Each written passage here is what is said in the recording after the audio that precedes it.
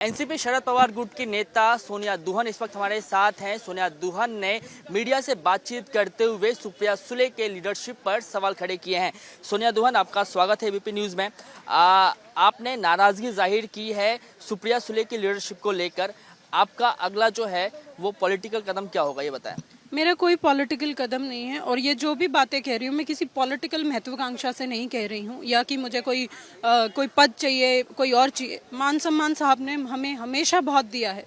साहब ने ऐसी कोई कमी हमें नहीं छोड़ी हमें हमारी लीडरशिप को बढ़ाने की कि हम कोई और चीज़ को मांगे। लेकिन बात यह है कि अभी पवार साहब को छोड़ के जाने वाले जो हमारे जैसे लोग हैं जो इतनी एकनिष्ठा से साहब के लिए काम कर रहे हैं, वो क्यों छोड़ के जा रहे हैं, स्पेशली उस समय पे जब हमें पार्टी के लिए स्टैंड लेना चाहिए, सारी चीज़ें करनी चाहिए।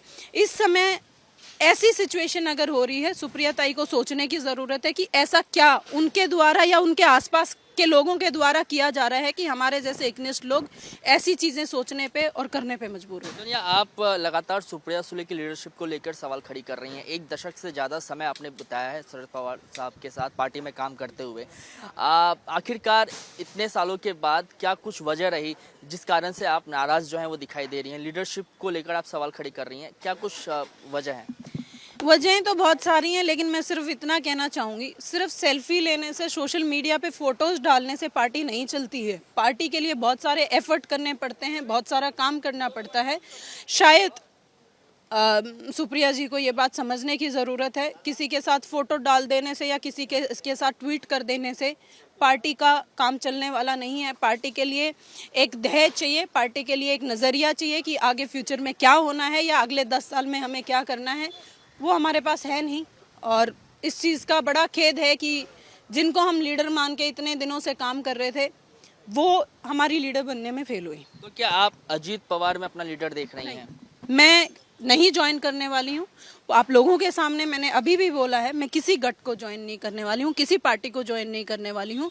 मैं ये अपना निर्णय आप लोगों को बता रही हूँ। किसी और ने किया मुझे मालूम नहीं, भाई वो उनका अपना निर्णय है, लेकिन मैं किसी को ज्वाइन नहीं करने वाली हूँ। भाई आपको लोगों को ये लग रहा हो कि भी मुझे किसी ने बोला है तो मैं ये बात कह रही हूँ, मुझे किसी ने कुछ नहीं बोला है, लेकिन मजबूरन जैसी चीज़ें अभी भी उनकी टीम मेरे साथ कर रही है, अभी भी जो ऑफिस में चल रहा है, उसकी वजह से मेरे को सामने आना पड़ा, मेरे को सामने आके ये बात कहनी पड़ी कि क्या हो रहा है। क्या किया जा रहा है, मतलब किस तरीके से प्रताड़ित किया जा रहा है, ये बताएं।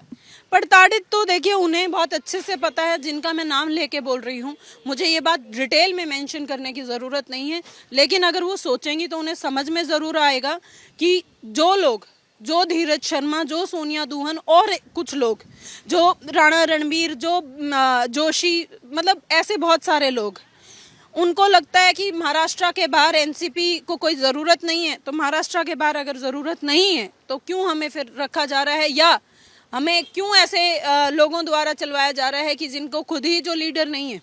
तो आपने जो जिन जिन बातों का जिक्र मीडिया के सामने किया है, क्या यही सब नाराज़गी शरद पवार के सामने आपने रखी है?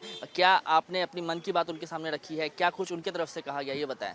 बिल्कुल हमने रखी थी, हमने बात की थी और साहब ने बात बोला था कि हम बात करेंगे, लेकिन उससे अगले ही दिन कुछ ऐसा हुआ माननीय मैडम की तरफ से, माननीय सुप्रिया सुले ताई की तरफ से, कि हमें लगा बस खत्म हो गया। साहब के ऊपर थे, हम इतनी साल से सारी चीज़ें कर ही रहे थे, लेकिन अचानक साहब हमें बोल रहे हैं कि हम बात करेंगे, एक दिन बैठ के बात करेंगे। हमने बोला ठीक है बात करेंगे, लेकिन अगले ही दिन कुछ ऐसा होता है, अगले ही दिन सुप्रिया ताई की तरफ से कुछ ऐसा किया जाता है कि बस हो गया। तो पवार साहब का जिस तरीके से रवैया है, वो कह रहे हैं कि बातचीत की जाएगी, फिर बातचीत नहीं हो पाती है। कहीं ना कहीं आप समझ रहे हैं कि कम्युनिकेशन जो गैप है वो नेताओं के बीच में है। साहब और हमारे बीच में कभी कम्युनिकेशन गैप नहीं रहा, लेकिन यस, सुप्रिया ताई ने हमारे से ना कभी बात करी और ना उन्हें कभी ज़रूरी लगा। आप अपना अगला निर्णय कब तक लेंगे? आपका जो अगला पॉलिटिकल स्टेप होगा वो क्या होने वाला है, ये बताएं। नहीं, पॉलिटिकल स्टेप मैं कोई नहीं लेने वाली हूँ।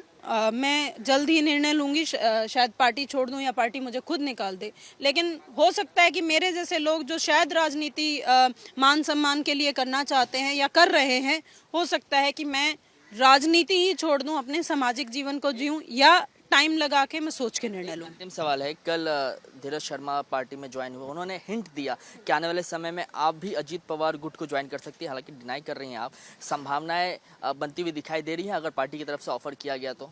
नहीं, मैं ऐसी कोई संभावना मुझे नहीं नज़र आती है कि मैं ऐसा कुछ करने वाली हूँ या ऐसा कुछ सोच रही हूँ। मैं इस बारे में सोच तक भी नहीं रही हूँ, या उन्होंने क्यों कहा है वो तो वो खुद ही बताएंगे। धन्यवाद मैडम मुझे बात करने के लिए। तो ये एनसीपी शरद पवार गुट की नेता सोनिया दुहन थी, जिन्हें आप सुन रहे थे। इनका कहना था कि शरद पवार और उनके नेताओं के बीच में किसी भी तरीके का कम्युनिकेशन गैप नहीं है, लेकिन जिस तरीके से पार्टी को सुप्रिया सुले हैंडल कर रही है, इस वजह से पार्टी के कई नेता जो हैं वो नाराज हैं, और यही वजह है कि एक एक कर शरद पवार एनसीपी गुट का साथ छोड़कर हर एक नेता जा रहे हैं, और जल्द ही सोनिया दुहन भी कोई महत्वपूर्ण निर्णय ले सकती हैं।